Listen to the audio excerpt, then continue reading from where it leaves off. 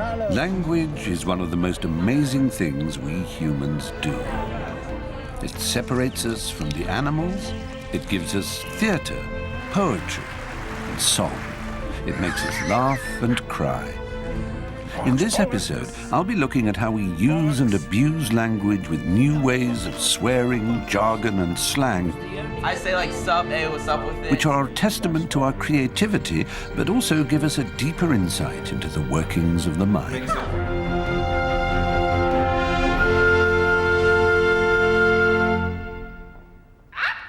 Steady. Hello, in this program we're going to be looking at bad language. There's certain kinds of jargon and slang, of course, but there's also the altogether more worrisome matter of blasphemy, obscenity, political incorrectness, and, of course, swearing. So if you do choose to watch, well, don't blame me. You have been warned. I'll be looking at why some words have such power over us, and some ideas need to be cloaked in euphemism and innuendo, how codes of speech vary between different groups, and whether language should be controlled, or indeed if such a thing is possible. Taboo or not taboo? That is the question. Dear old Auntie Beeb has a constantly changing register of expletives reflecting the cultural acceptability of taboo words, ranging in severity from the mild all the way down to the kind that have to be referred up to the highest echelons if they're to be used. There'll be a few of those in this program. See if you can guess which they'll be. And while English has a particularly rich seam of dirty words, it's not the only profanity-laden language.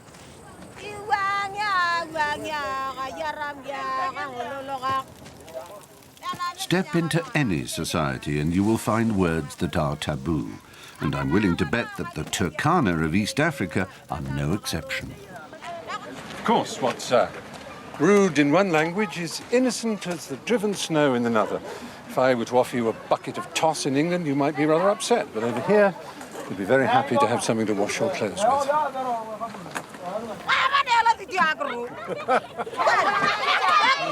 So what are the dirty words, the filthy phrases and foul language that the Turkana use?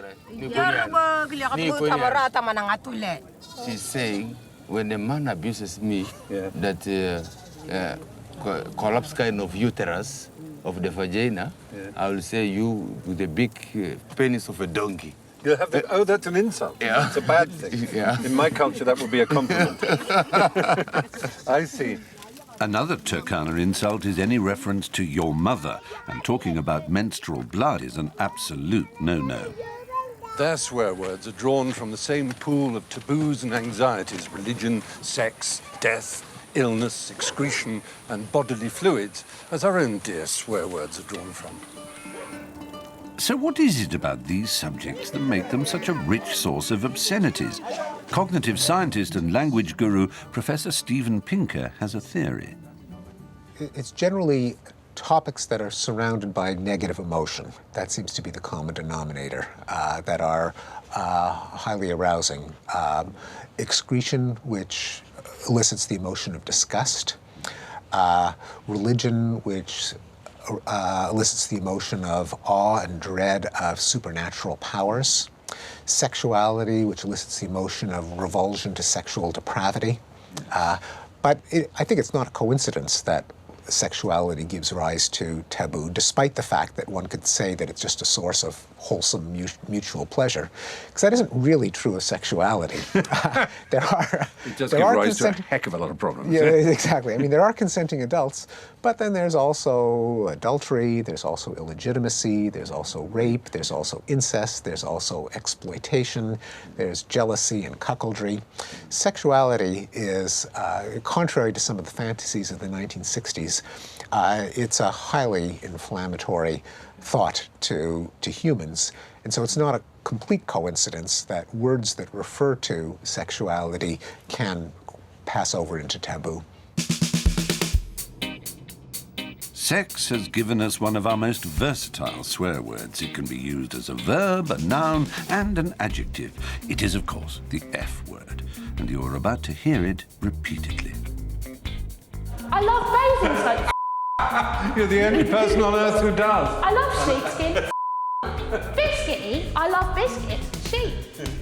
Jess Tom has Tourette syndrome, which involves involuntary movements and vocal tics, random noises and words, like in her case, biscuit. I had noises. The first noise that I can remember was a squeaking when I was about 6. Right. Ha ha! My tics when I was younger and all through my childhood were much more motor and also much more mild than they are now. For lots of people, Tourette's gets better as they get older. For me, in adulthood and in my early 20s, my tics got much more noticeable to other people. Although the sensation for me, biscuit, didn't change that much. It was in her 20s that Jess developed coprolalia, the uncontrollable use of obscene words that affects only 10% of Tourette's. I was speaking to my dad on the phone the other day, and he's used to very rude swearing in our conversations and constantly peppered with tics, but sort of understands them for what they are. But then I used to describe something. I said something with something, and he knew instantly and told me off and told me to mind my language.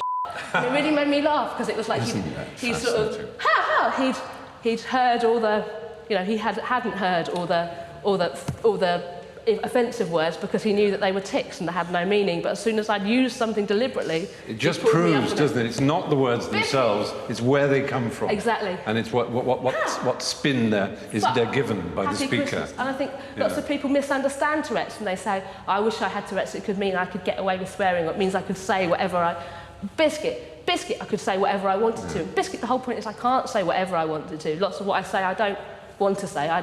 It's just there. And it's biscuit. Yeah. Happy Christmas. But that doesn't mean that I can't articulate my thoughts and make myself understood. Right. Biscuit. As an attempt to tackle misconceptions of Tourette syndrome head-on, Jess has been keeping a diary of her complex tics and using them to inspire fantastical visual works. I think I have to be creative about it to be able to sort of have a decent quality of life and not let the tics impact on me, especially socially. And part of biscuit, one of the big elements of Tourette's is the social impact it has, and by then engaging with people and engaging with it creatively and celebrating the humour and saying, look, it's not okay to laugh because I have Tourette's, but it's all right to laugh. I'm saying laugh at the funny things that I say as tics that are the result of Tourette's. Biscuit, because they're often biscuit, very visual. So it's almost like a surreal use of the accidental collisions of words and to make something out of them. Yeah. Jess has also created an alter ego, Tourette's hero, to encourage other Touretters, young and old, to embrace their condition. Do parents of the kids you work with, do they worry about your language at all? I think there's always a concern, biscuit, with children and swearing, but I think openly and honesty is the key to them feeling comfortable. And families feeling confident and just getting on with, what you're doing, but answering and addressing any concerns that they might have. That's the sort of the way biscuit, the way forward. Why do you keep doing that? Because I have Tourette syndrome, and that means my body moves and make noises that I can't control. But it's not a big problem. In fact, it's not really a problem. It's my power. Look, there's a picture of you. Yeah, we can wave. Look, we've got the cameras. Jess and other people with Tourette syndrome provide an insight into what is going on inside our brains when we swear. What's interesting is that swear words tap into the most primitive part of our brains, the parts that control many aspects of our lives, from movement, habits, and emotions to our speech. It's like a signal box for the brain, and our swearing researcher, Timothy J., explains that this has been identified as the basal ganglia. The basal ganglia, perhaps you can explain to me, that they are more associated with emotion than with reason. Is that a fair description? And movements. Yeah, and I think that's why that's the problem with the moving, the inappropriate moving. Those can't be inhibited. You have to have that balance between action and inhibition. Yes, or you have inhibition seizures. is the word, exactly. And so it might be suggested that people with Tourette's, therefore, their brains are not inhibiting the things. Yes. And they're just going directly for And I think looking at these people with various kinds of brain disorders is really gets to the deeper picture of what cursing is. The depth of the recesses of the mind, the limbic system, the amygdala, the basal ganglia, the bits that are really to do with our most primitive and deep-seated emotions. Yes, yeah. A lot of early language analysis looked at it kind of very superficially, and emotion wasn't really part of that, not good or bad emotion. So it gave kind of a polite but false view of language. And you really, I mean, everybody has this built into them. I think of it as kind of like the warning system in your car, you know, and how you use it depends on you. But we've evolved this kind of through the fight or flight response to respond to threats and to be aggressive. I think that's in that lower part of the brain, in the basal ganglia, that's where that comes from. When the basal ganglia malfunction, we lose inhibition, as in Tourette's. I want to see if they are also involved in controlling my speech, so I'm going to deliberately suppress or inhibit words whilst having a brain scan. My task is to talk about different topics without repeating any words. It's a bit like the radio show Just a Minute, and my subject is swearing. Argot, jargon, there are all kinds of different, as it were, crypto or internal languages used by groups. As well as the usual parts of my brain that are involved in selecting words, other parts of my brain are marking words that have already been said as taboo, like swear words are, and then inhibiting their reuse. Professor Kathy Price takes me through the results. What you're doing is you're inhibiting the repetition of words. So what we predicted was that you would activate your left head of caudate, which is what we see here. Right. This tiny little structure here. I mean, there's a lot else going on here. Another thing that you know we predicted was that you see this activation in the frontal lobes, because the frontal lobes are also involved in controlling what you're saying. And sort of selecting words and inhibiting words. So this will please, you know, several people in the literature. People will, you know, it all makes sense, you know, with the current theories. This is amazing. It confirms that the lower part of the brain, the head of caudate in the basal ganglia, are directly involved with inhibiting speech. What's also fascinating is that if these parts of the brain are damaged by a stroke, for example, then language can be suddenly disrupted. Kathy compares my scan with those of a patient who has had such damage to this area. His language disorder was worse than Tourette's. Initially, all he could do was swear. This is you on the left, it's your brain, and these are the areas that you activated when you were doing Just a Minute and you were inhibiting saying other words. If we look at where this patient's got damage, you can see here, this is your left head of caudate here, and you can see the activation in here. If you look here, it's missing, it's been damaged. So this is basically showing you that this patient has damage to the left head of caudate, which you needed for Just a Minute, and he probably needed to stop himself swearing. And here's Leslie, the patient Kathy's been talking about. I'm going to say a sentence, and if you could just repeat each sentence after me, all right? The cat chased the bird. The cat chased the bird. For me, the thought of losing such a crucial part of myself is terrifying, but Leslie has worked hard for the past 14 years to go beyond just swearing. And those are the words that came easily. The only words that came easily were the swear words. Yeah. This is a common thing, but it must have surprised you. Yeah. And you must have been distraught as well. Yeah, I was. It was frightening, really frightening. Surprised myself. You surprised yourself with your language. Yeah.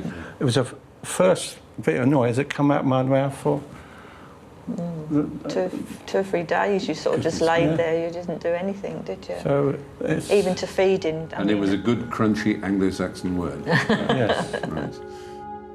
Leslie is one of many who have been cursed with swearing after a stroke.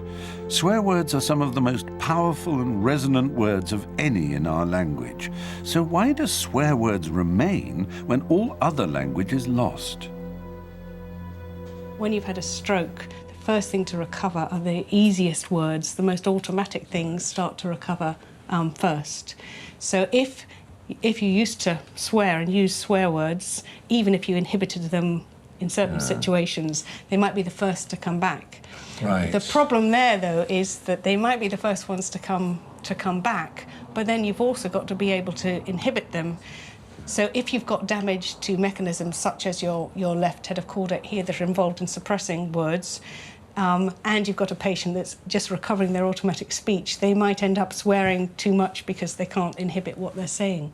So what you're saying is not that they put swearing into their normal speech, but the swearing is the only thing they can do often, or at least at first. Yes, the frequency might increase in the post-stroke phase, partly because they're unable to inhibit it, partly because it might be the only thing that they're able to say and to generate, and partly because there might be a lot of emotional driving the system as well. Professor Timothy Jay has a theory for why rude words are linked to emotions. The valence of these words, the arousal level of these words comes from the surround of learning them, whether your parents are punitive or they laugh the first time you say f***, or do they get angry and punish you. There's no other language that gets this reaction, so it has this, wow, this is a very powerful thing I just said. I can tell that by the way my mom reacted to me, and that I think that emotional tag gets stored with the word in a way that other language doesn't have those kind of tags. We're the only animal that can express these emotions symbolically, so we can say F you instead of hitting you or biting you. And little kids, it's funny, little kids, before they really learn how to swear and say, I hate you, mommy, or, you know, F you, they will, 3-year-olds will bite you and scratch you. You know, anybody who's sent a kid to daycare will see that. But when we learn how to use language to express that emotion, that primitive animal anger goes away. So I think there's an evolutionary advantage. That's very interesting. Yeah, to be able to emote or verbally aggress towards someone.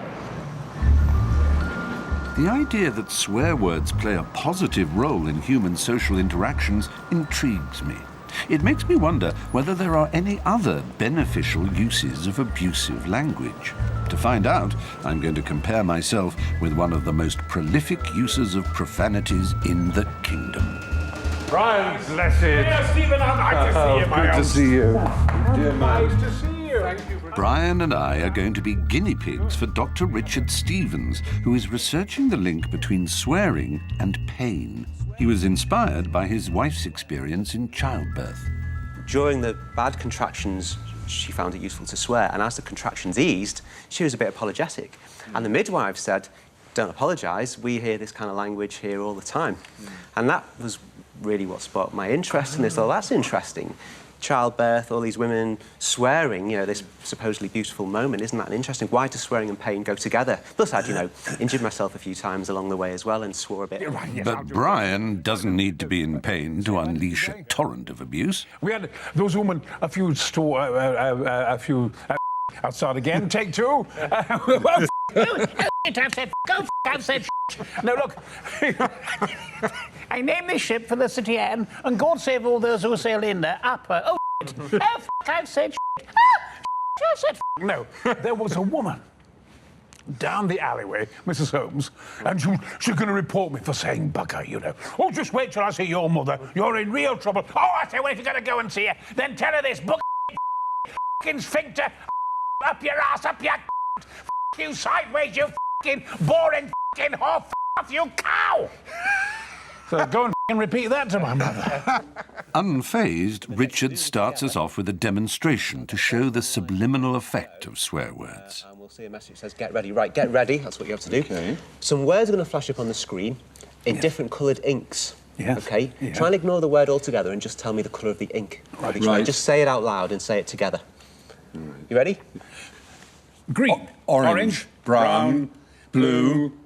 Red.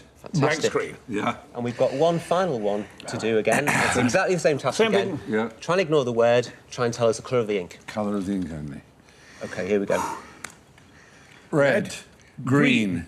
Brown. Blue. Orange. Red. Green. Brown. Blue. Orange. Red. Oh, blue. Oh, orange. Green. Blue. Fantastic. Fantastic. What a wonderful But you want to say selection of dig? words. You got written on there, dig and pussy, and you want to say dig and pussy. Well, I don't know what it's supposed to prove, except that it's extremely good fun. Very good. What this demonstration is designed to show us is that you cannot help but process and understand swear words. Okay, it's the powerful emotional words. You involuntarily, just seeing them, even if you're trying to ignore them. The next demonstration should show how these powerful words of abuse can be used to good effect. But first of all, we've got to do a control experiment with neutral words. Thank you. Now, before you go, I want you to think of a word you'd use to describe a table. A word to describe it? Okay, what, like... A single word that you describe a table with. Functional.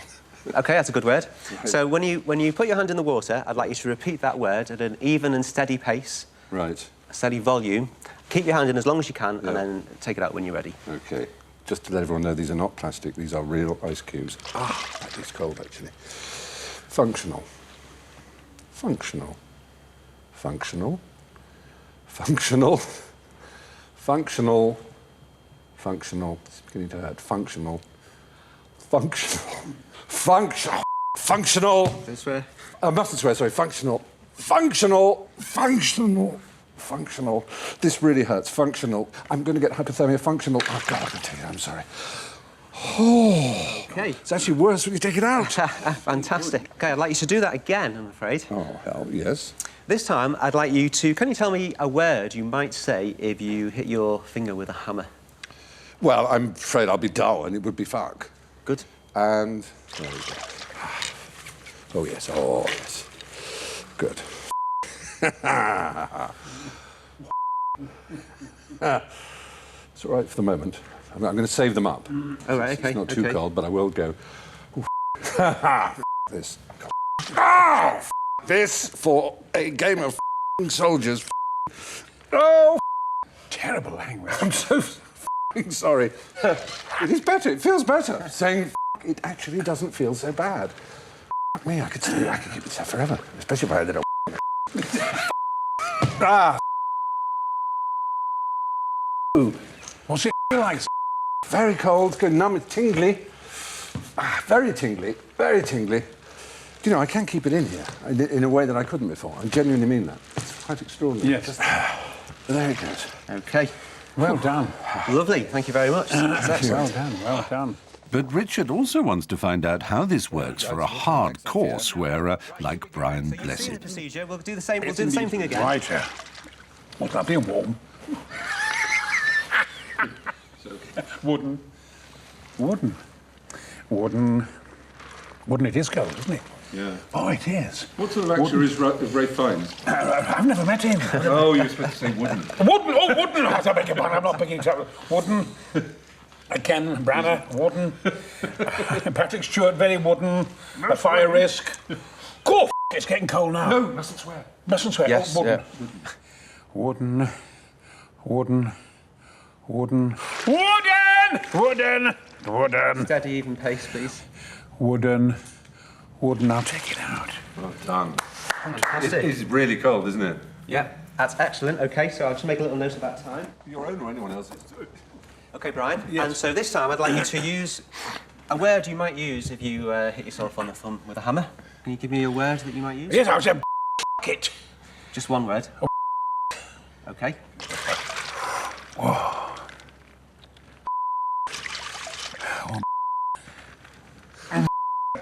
Is that all I can say? Very simple. No,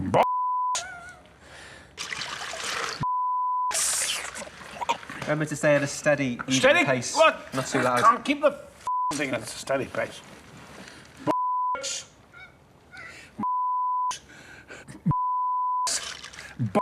Oh, it. That's great. Thank you. So, Richard, you have data for us. You've got data. It's worked out pretty much as I thought it would. Well, at least with you, Stephen, we found exactly what we did in the experiment for the majority of people, which is that if you swear while you've got your hands in the ice-cold water, you keep it in there for longer. You don't find it as painful. You tolerate the pain better. So you kept your hands in for 38 seconds with the neutral word, but for 2 minutes 29 seconds with the swear word. I thought it was just about 20 seconds longer. Yeah. And you were commenting while it was going along about thinking it felt less painful. So it's like you're having an emotional reaction. You're sparking off an emotional reaction in yourself from swearing. In effect, you're shocking yourself to a certain degree if you're shocked. So it's the swearing. adrenaline. And then you have it's called the fight or flight response, which is the adrenaline. And our most recent study, which we've done, is we decided to take into account how much people swear on an everyday basis. Brian, I've formed an impression of you from the moments this morning. So as someone that swears a lot, well, you can habituate to swearing. It kind of loses its potency. And with you kept your hand in for 1 minute 27 in the neutral condition, and for slightly less, 1 minute 22 in the swearing conditions. So swear words are most effective if they're not overused. Their power comes from the taboo we put on them. But swear words are more than just cathartic pain relievers. They help us bond with people, in particular through jokes and humour. When uttered at the right moment, a rude word can suddenly bring an otherwise dull and lifeless sentence dramatically to life. In the distinctly unamusing world of humour research, this is known as a jab line. It adds emphasis and a touch of the unexpected, a common component of humour. The brains behind the Baroque language of the thick of it is Armando Iannucci. People have strange views about swearing, and we all do. Some people worship it, almost to a mad excess. Some people are afraid of it or decry it to what I would consider an equally mad excess. But I think one of the things that's hard to deny is that it fuels a sentence. It gives it an energy and a drive that any replacement word just doesn't. I mean, there is a difference between what you think you're doing and what the do you think you're doing at the most basic level.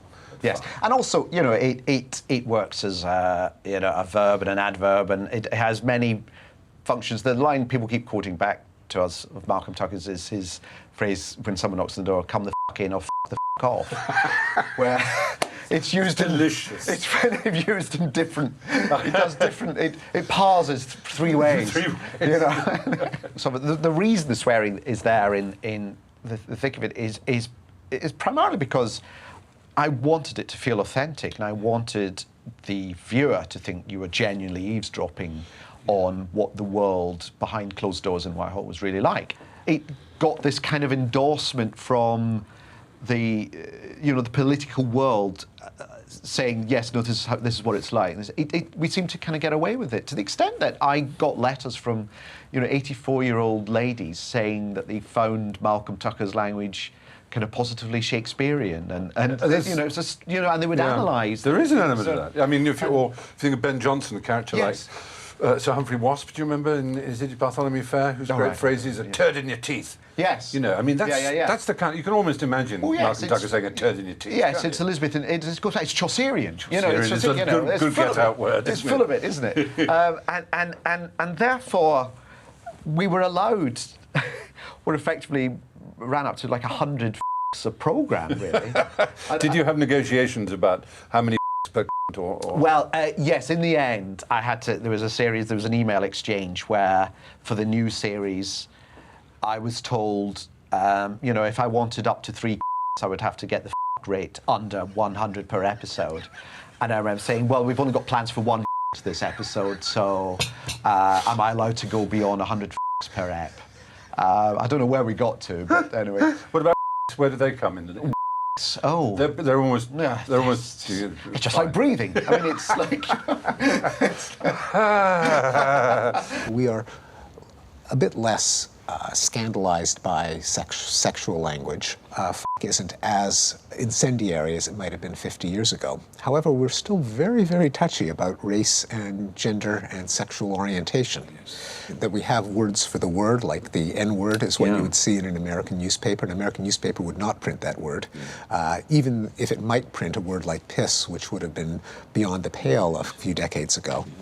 And even the word niggardly is apparently... Did you read about that? What happened there? Someone... Well, there was an employee of the city of Washington, D.C., who in a staff meeting talked about the niggardly budget. Now, niggardly is an Old Norse word that has nothing to do with the Spanish word negro for black. It's just sheer coincidence that it happens to have the same sound. But he was accused of using a racial epithet, and he was actually fired. He was then offered his job back, but because people took umbrage. But that tells us about the sensitivity, doesn't it? It tells us that words matter to people desperately. Yes.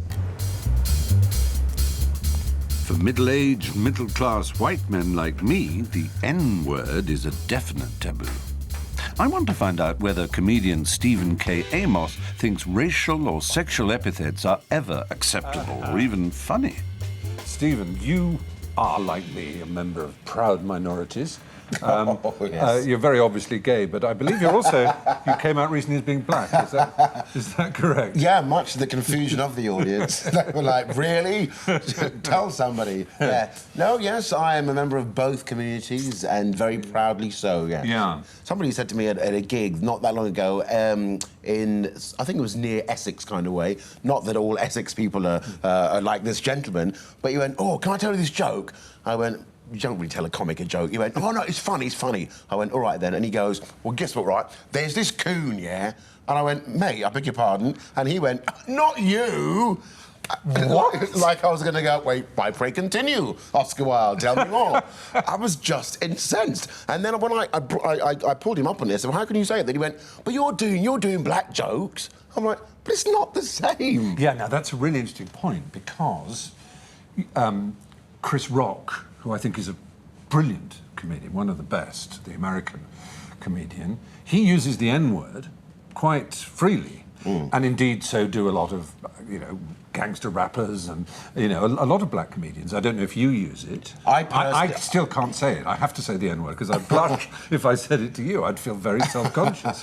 It's crazy, but do you think that's okay then? Like we can say queer because we are, or I can say kike because I'm Jewish, or whatever. Does that? I personally think you can, because again it goes back to what's about the intent. If you use the word queer, it's clear that we're not being derogatory. Yeah. If a black person, be they a rapper or a comic, uses the N-word, I would like to think it's quite clear that they're not being racist. And there's a whole group called NWA, which stood for exactly. attitude. I still can't say it. Oh, thank you. Wash your mouth out.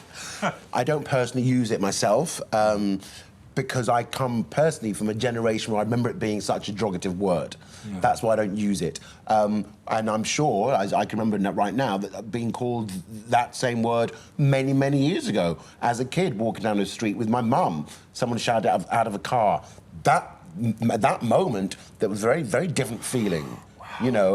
So I can understand the kind of less demonizing of the word now it's so liberally used in songs and in stand-up. If you say to someone, racial taunts, language leads to violence, can lead to death even, they'll say, oh, come on. Well, sticks and stones may break my bones, but words cannot hurt me. What would you say to that? This documentary I did called Batman, I asked inner-city young people what they think about gay people. A lot of them were quoting the lyrics, the language, the words of some ragga superstar who was basically telling them that gay people were allowed to be shot. That Batman down the street, oh, look at him, man.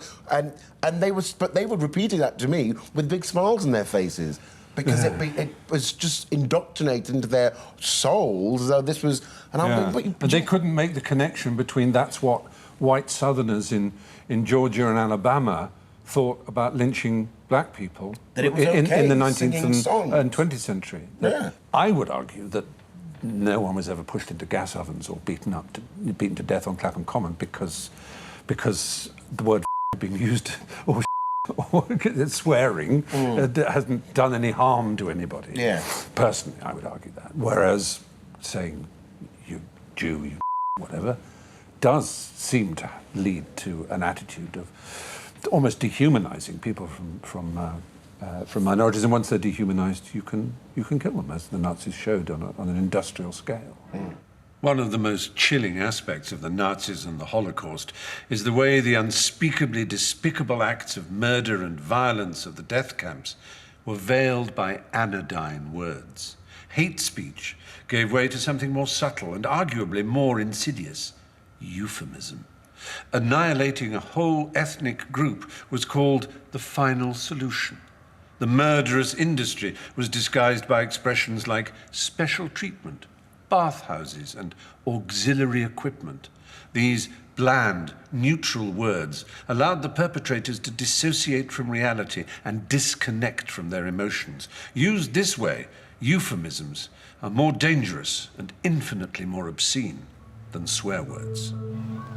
But it's not just tyrants and dictators who use loaded language and weasel words, as Professor Pinker points out. Politicians have to be masters of the strategic ambiguity in language to be able to promise something to one constituent without alienating another. Often great crimes are hidden with the use of euphemism, as George Orwell pointed out in Politics of the English Language. You talk about collateral damage, meaning the obliteration of villages or the massacre of civilians, or transfer of populations, which refers to horrific forced displacements. But this verbal slipperiness is grist to the mill for political satirists. Over the last 20 years, maybe from Major and Blair onwards, there's been a withdrawal of the active in politics, in political language, in that if, for example, a politician says something offensive, he or she won't say, "I apologise for causing offence." They'll say, "I apologise if offence was caused."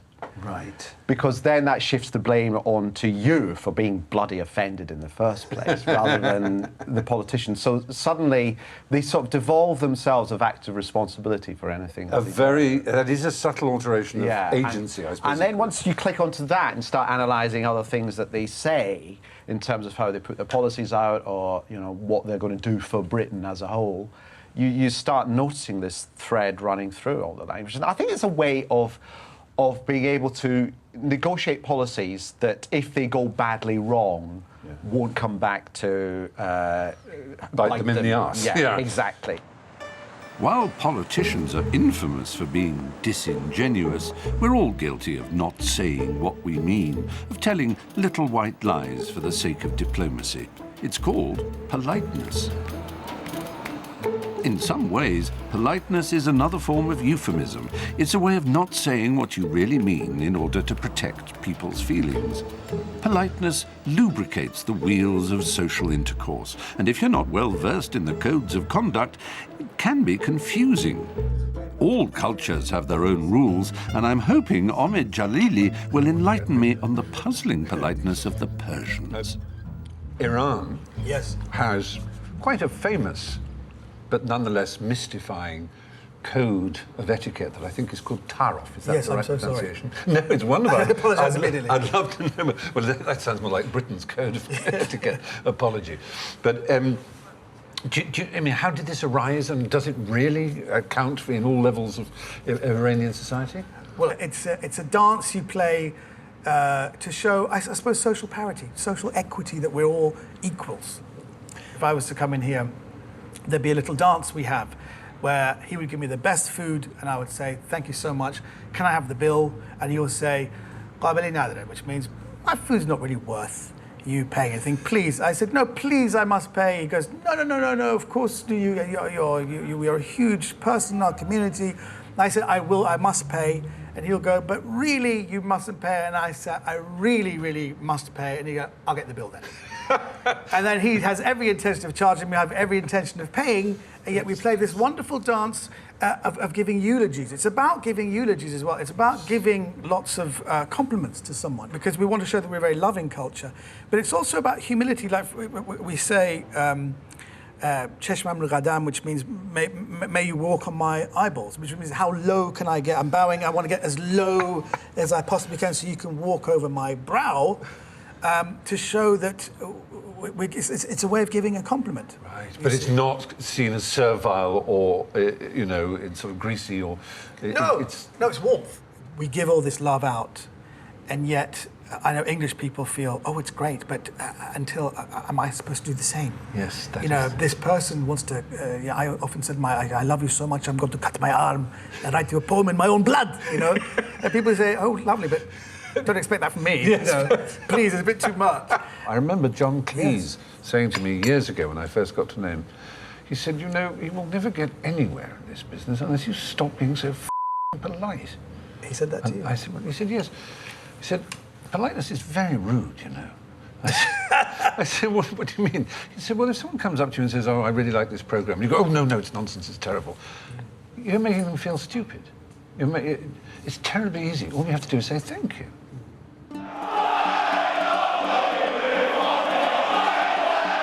Whether language is perceived as being impeccably polite or downright offensive is a matter of place and company. Words and phrases that are acceptable on the terraces of a football stadium or a building site would be out of order at a vicar's tea party.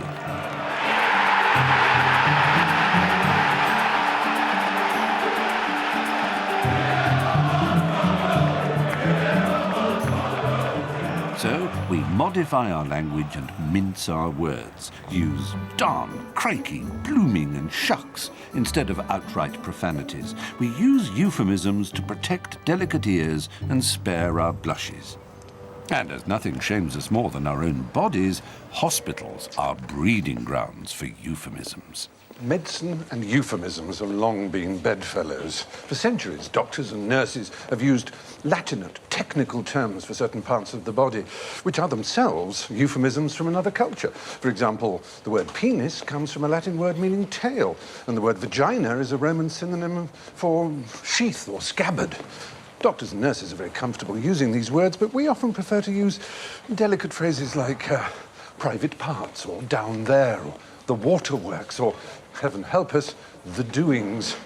Our intense embarrassment about what our bodies should be doing naturally can cause problems when it comes to speaking to strangers about our condition. Good morning, everybody. We're just going to go through some of the terminology that you've been hearing and relook at some of the terminology that you've learnt about the English language and how... But the fact that we prefer to use all manner of colloquialisms and colourful language instead of saying what's wrong can cause confusion for foreign nurses. Julia Saunders runs courses designed to disambiguate new staff at the Queen Elizabeth Hospital in King's Lynn, Norfolk. Has anybody ever come up to you and say, well, my arm or my leg is giving me a bit of jip? That's quite a Norfolk giving you term. trouble, giving you Giving pain. trouble, giving me pain. Or they'll say, this gammy leg of mine. Yeah. Julia tells me about one Portuguese nurse who was flummoxed by our funny phrases. He was on the ward one day and a lady called him over and said, I need to spend a penny. And he said, that's fine, I'll be with you in a moment, I'll finish what I'm doing. So she again called him over and said, I need to spend a penny. And he said, truly will be with you, madam, in a moment, being very polite. And then the third time he went over, he said, my dear, he said, the paper lady's in the next bay and you can spend as many pennies as you like when she comes. And then the staff nurse came in and said, George, she needs to go to the toilet. And he was mortified. He said he felt so silly. He really didn't understand. He wouldn't have made her wait if he'd have realised what that phrase meant. When we've had... But hospital staff themselves use euphemisms to soften the harsh realities of life and death. If you've got somebody who's died, you may want the body to be taken off the ward. So you don't stand at the head of the desk, or if it was in the middle of a Nightingale ward where the desk was in the middle, and say, one for the morgue, even though everybody kind of knows perhaps that someone's died. You say to the porters, hello, I've got a gentleman or a lady. That's the way I would say it, a gentleman for Rose Cottage, and the porters know exactly what you mean. They'll come Is that specific to King's Lynn, or is that... No, that's a term that gets used throughout. Sometimes in paediatrics, I've heard, I've not actually used that term, but they sometimes say, I've got a little one for the rainbow's end. Oh. Well, I suppose that's because also it's such a reminder to the other people in the ward that they might Absolutely. be ill. One day we will all go yeah. to our Rose Cottage or our rainbow's end, won't we? Yeah. Death and sex seem to win the prize for the most euphemisms and dysphemisms in the English language. Indeed, dead is a four-letter word that's almost as unsayable as the F word itself. Instead, we prefer passed on, passed away, pushing up daisies, gone to meet his maker, or in the great phrase of the immortal Monty Python parrot sketch, shuffled off this mortal coil and gone to join the choir invisible. And when it comes to the glorious act of coitus, well, there's diddled and banged and porked and shafted and shagged and rogered, all giving rise to the most marvellous opportunities for double entendre and innuendo. There's no entertainment like the British Music Hall. British entertainment has long been a hotbed of double entendre and euphemism. From music hall to carry-on films, British audiences have lapped up smutty puns and nudge-nudge, wink-wink jokes. By not saying exactly what they mean, entertainers get away with murder. Metaphorically speaking, of course. In the 60s, radio programs like The Goon Show and Round the Horn served up wordplay, innuendo and nonsense verse for the delectation of the nation. It wasn't until I got to university that a friend played me some cassettes of Round the Horn, and Julian and Sandy in particular. And a group of us used to use it in our pathetic way. We'd talk about trolling along King's Parade and, you know, Varda that. Do you think it's trade? And all those awful, terrible, sort of contemptuous Queenie remarks, which we were aware were rather sort of naughty and subversive because they were sort of hard-edged and brittle in the way that Queens can be.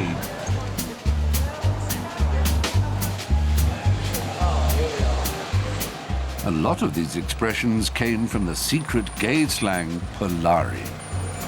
Hello, Betty. Hello, Stephen. What are you doing here? Can I take you for a ride? I haven't been taken for a ride since last I was in the street. In your pot. Betty Bourne used to speak Polari during its heyday. You had this language, and as you say, it was yours. Yes, and it also made you feel you were part of a secret club. Yes. That was wonderful. Which is one of you the were things part of an exclusive club. It was the only bit of exclusivity that working class queens had, you see. And it was fun. The Varda the Bonacartes on that Omi over in the corner there, the one with the bright blue ogles. So it was a mixture of Italian and I think back slang and almost some Romany, I think, as well. Some gypsy was in there, wasn't it? Back slang, supposedly. Romany, yes, there are all sorts of words. Can you see that queen zhushing along there? Yes, the mincing along there. Because there's troll as well, isn't there? They're trolling along the street. Trolling was very much also linked with cruising. Ah, if right. you said, I'm going trolling, it meant you were going cruising. Really. To try and pick someone up. And then zhush was also decoration or trim. She's got a bit of zhush around the edge of that frock. Or she's wearing a bit of zhush. Sort of usually meant a feather boa. Yes. How did you feel about the fact that the writers of the incredibly popular radio comedy Round the Horn, Barry Took and Marty Feldman, sort of brought it out into the open in a way with Kenneth Williams and Hugh Barrett, with, you know, hello, I'm Julian, this is my friend Sandy, and all that. We loved it, you know, because we didn't think of it as particularly gay. It was just very, very funny. And my father, who was very anti-gay and made no secret of it to me later on, he loved that show, and people would laugh like hell on Sunday. And also Sunday was the day off when we could all be a bit naughty, you know. They knew it was naughty, but they didn't quite know what it meant. Because I mean, they used to say things like, oh, we need butch. Yeah. You know, that's your actual French and all that. Yes. I mean, to anybody with ears to hear, you would say it was most obvious that these were two gay men. Yes, it was. The fact that the people around us wouldn't know what the hell we were talking about at all was also part of the fun.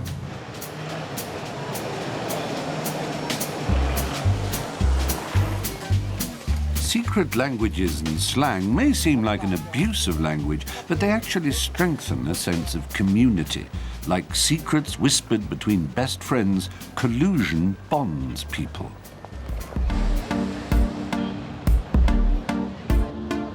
Today, kids are speaking a new argot. They smatter their language with words their parents and teachers struggle to comprehend. Slang empowers them. I say like sup, hey, what's up with it, hey. They say, you got swag. Hey, blood. There go the broskies. Like, Akko Taka. What's up, Cuddy? I say hey, I say hi. But teen speak is like a linguistic arms race. Once the code has been cracked, new combinations and expressions must evolve to define who's in and who's out. Students from Berkeley High School in California published a dictionary of slang in 2004, but already the words used have changed. What's a scrub? A scrub is like, it's like a, I guess you could say a chump or like somebody who isn't. A loser. Yeah. Okay, he's a scrub. He's a loser. Yeah. Like this language is like so out of date. It moves too fast. It moves too fast for us. Yeah. Old people. Moves fast for us, because it's the only public school in Berkeley. So everybody that's not in a private school is here in Berkeley High. So that's why it can change overnight, is because there's 3,500 kids at the school.